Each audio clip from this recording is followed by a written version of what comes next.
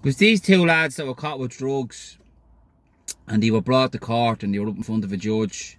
And the judge, he had a good old heart, so he seen these were the first offenders. And he says to them, he says, I tell you what I'm going to do. He says, I'm going to give you a chance over the weekend. He says, I'm going to let's just go out and see, can you turn people away from drugs and not to be using them in any form. He says, and you come back to me on Monday. He says, if you do well, he says, I'll consider a lenient sentence. So the weekend passed. Monday morning comes, the two lads arrive into court, stand up in front of the judge. The judge goes, right, first lad there, how did you go on the weekend? He says, Your Honour. He says, great.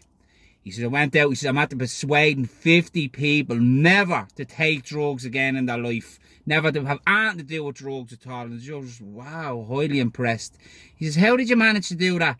He says, well, Your Honour, what I done was, he says, I draw 2 circles. He says, I showed him, I said, you see that?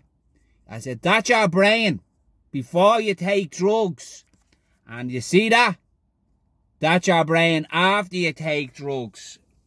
And the judge was like, very good, 50 people, that's brilliant, he says. Have a seat down there. Next fella gets up, he says, Your Honour, big smile on his face, I persuaded 300 people never to take drugs again, never to be involved in drugs, nothing to do with drugs whatsoever. And the judge was like sitting back going, 300, your man had 50. How did you manage that? He said, Your Honour, I've done the same as him. I draw 2 circles. But I told him, I said, you see that one? I said, that's your arsehole before you go into jail. And that's your arsehole when you come out.